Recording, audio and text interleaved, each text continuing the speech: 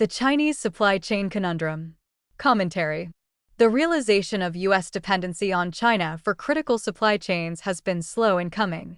For decades since China was opened by U.S. President Richard Nixon as part of Secretary of State Henry Kissinger's Grand China Strategy, or Opening China, the Chinese regime has risen to global dominance in manufacturing, processing, and exporting essential raw materials, intermediate components, building blocks, and specialized chemicals and ingredients that are needed early in a supply chain to produce a wide range of end-use items critical to the United States economy. Most important to the Chinese Communist Party, Washington and Beijing signed a bilateral trade agreement in 1979 that granted each other reciprocal most favored nations status, giving China direct access to the U.S. market and providing preferential trade treatment, including lower tariffs and the removal of import quotas. Still more important to Beijing was the granting of permanent normal trade relations with the United States with the passage of the U.S. China Relations Act of 2000, concurrent with China's official admittance to the World Trade Organization in December 2001. As noted by the Heritage Foundation, from 2001 to 2021, the value of goods imported from China quadrupled to $500 billion. U.S. exports to China also reached a record high in 2021. As a result, according to official and expert sources, Chinese imports grew from 15% to 21.5% of total U.S. imports from 2000 to 2018. Commensurately, the U.S. trade deficit with China grew from $83 billion in 2000 to $295 billion in 2024. Furthermore, as a direct result of these U.S. policies, according to a 2018 Economic Policy Institute report, the offshoring of U.S. manufacturing to China led to a loss of approximately 3.7 million American jobs between 2001 and 2018. Incredibly, the number of U.S. companies with business ties to China grew from approximately 3,000 in 2000 to more than 30,000 by 2018. This offshoring was entirely predictable and a shameful legacy of the so-called U.S. free traders, as U.S. companies took advantage of low Chinese labor costs to increase their profits. Specifically, average Chinese wages were 60 cents per hour in 2000, rising to a still paltry $6 per hour in 2024, compared with average wages in the United States of $15 per hour in 2000, rising to $28 per hour in 2024. While these gargantuan economic shifts were underway, the CCP also began a campaign to capture and control supply chains that are critical to the United States and the rest of the world. Beijing well understood that the potential disruption of critical supply chains could provide China with enormous leverage in future international disputes. Unimpeded supply chains are vital to sustaining U.S. military readiness, economic resilience, and technological superiority, especially during international crises or conflicts. And U.S. free trade policies with China over the last 50-plus years have made the United States vulnerable to disruptions to supply chains with Chinese characteristics. Let us examine the problem further. Supply chains. The concept of supply chains has evolved throughout human history. Refer to the Roman army's logistics, the Industrial Revolution's concepts of mass production, Henry Ford's revolutionizing the auto industry through vertical integration, and the U.S. Army's development of logistics as a strategic discipline in World War II. The term supply chain management was introduced by British logistician and business consultant Keith Oliver in a 1982 Financial Times interview. A supply chain consists of the entire network of production processes, people, resources, logistics, transportation assets, and technologies involved in sourcing, manufacturing, and delivering a product or service from raw materials to the end consumer. There are supply chains for virtually everything, including automobiles, food, pharmaceuticals, coffee, oil and gas, and medical devices.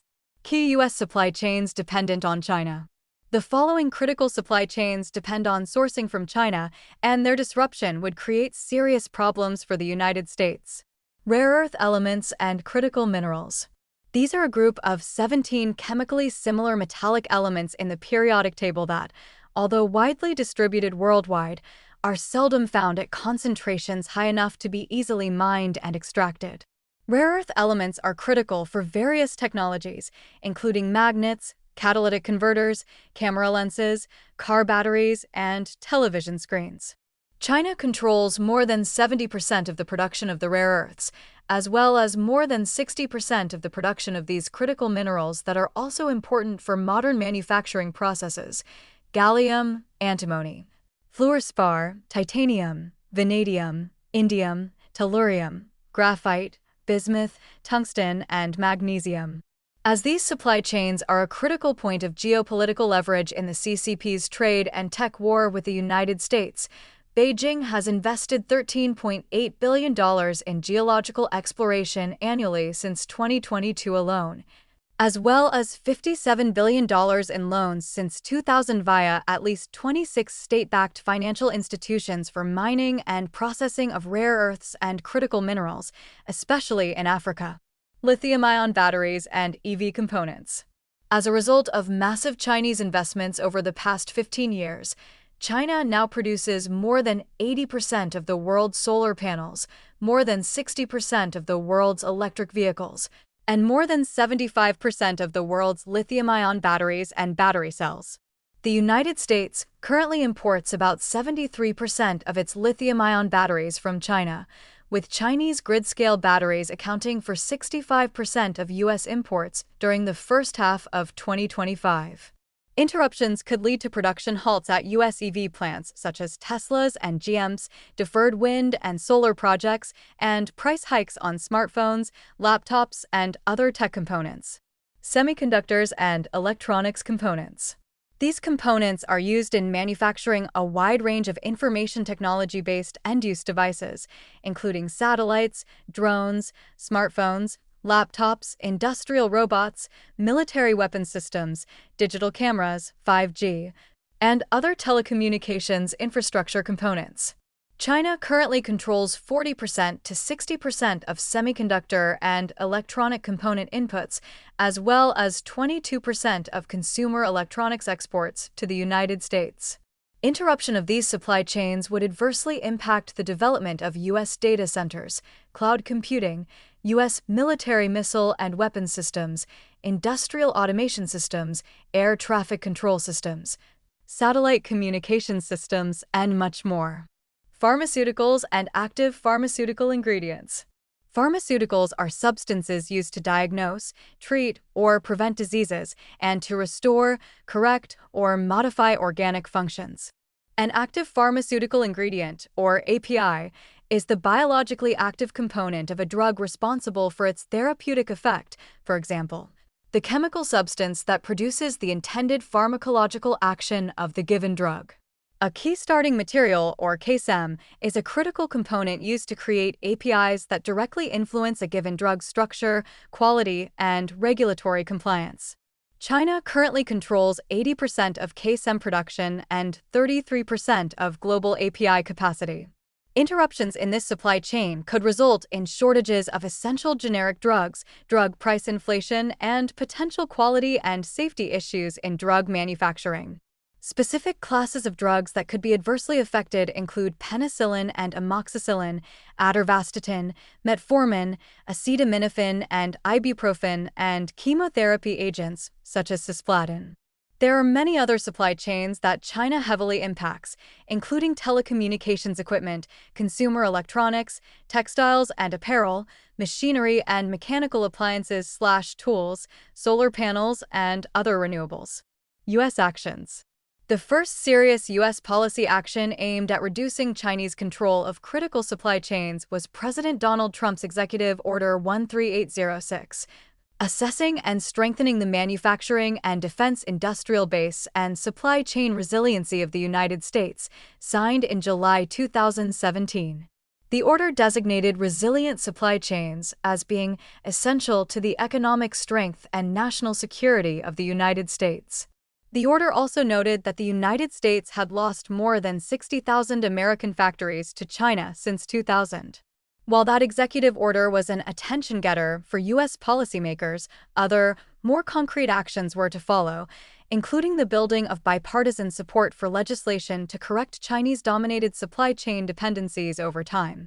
By 2012, the U.S. intelligence community had determined that Huawei Technologies and other Chinese companies posed a threat to U.S. national security. For example, Huawei equipment could contain undetectable backdoors that could enable Chinese spying on or disabling of U.S. networks. Furthermore, Article 7 of China's 2017 National Intelligence Law mandates that any organization or individual is legally obligated to support, assist, and cooperate with state intelligence. A bipartisan consensus enabled passage of the John S. McCain National Defense Authorization Act for fiscal year 2019, which prohibited the procurement or use of certain telecommunications and video surveillance equipment/services from 5 Chinese companies.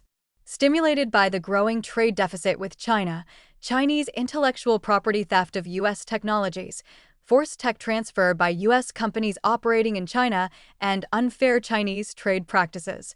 The Trump administration was the first to attempt to reset trade policy with the Chinese regime. During the first Trump administration, a trade deal was negotiated, during which the U.S. public became aware of the U.S. dependence on Chinese pharmaceuticals, particularly precursor APIs. The key result was the imposition of tariffs on key Chinese exports, as Beijing failed to deliver on its promises to buy the agreed-upon quantities of U.S. agricultural and energy products under the Phase 1 trade agreement. That U.S. policy shift was carried over to the Biden administration, which passed the 2022 CHIPS Act. This bill was a massive bipartisan industrial policy push to rebuild U.S. chip-making dominance through tax incentives and other measures aimed at reducing and eliminating U.S. dependencies on the Chinese semiconductor supply chain. Investments to date include more than $400 billion in private capital commitments triggered by the CHIPS Act, including $65 billion from TSMC for Arizona fabrication facilities. More than $100 billion from Intel for similar facilities in several states. $45 billion from Samsung in Texas. And $100 billion from Micron in New York. Concluding thoughts. U.S. momentum persists in addressing Chinese dominance of critical supply chains. Reshoring. This is the practice of bringing manufacturing and services back to the United States from overseas. Stimulated by the 2022 CHIPS Act and the reciprocal tariffs of the second Trump administration, several companies are bringing manufacturing operations back to the United States, including Apple, Intel, NVIDIA, GM, Micron, and Lockheed Martin. Nearshoring. Stimulated by Trump's reciprocal tariffs, this is a supply chain strategy where companies relocate business operations, such as manufacturing, assembly, sourcing, or services from distant offshore locations to geographically proximate countries. The advantages are cost savings, easier collaboration with producers/integrators, and reduced Chinese dependencies. As a result, Mexico overtook China as the #1 U.S. import source in 2023. With commitments from the U.S. auto industry, nearshoring to Mexico is projected to grow by 20% to 30% in 2026. Friendshoring. This is a supply chain strategy in which companies relocate manufacturing, sourcing, and production from China to countries that are geopolitical allies and/or share similar political, economic, and democratic values to reduce dependencies on Chinese supply chains. The Trump administration has aggressively pursued reciprocal tariffs and trade negotiations with several countries, including Vietnam, India, South Korea, Japan, Taiwan, and Australia. What are the disadvantages for the CCP? Reduced exports to the United States, instability across Chinese supply chains, an overall slowdown of the Chinese economy, and the risk of civil disorder. What advantages does the United States gain from these policies? Less dependence on China, more tariff revenues, stronger alliances, and a reduction in Chinese manufacturing dominance.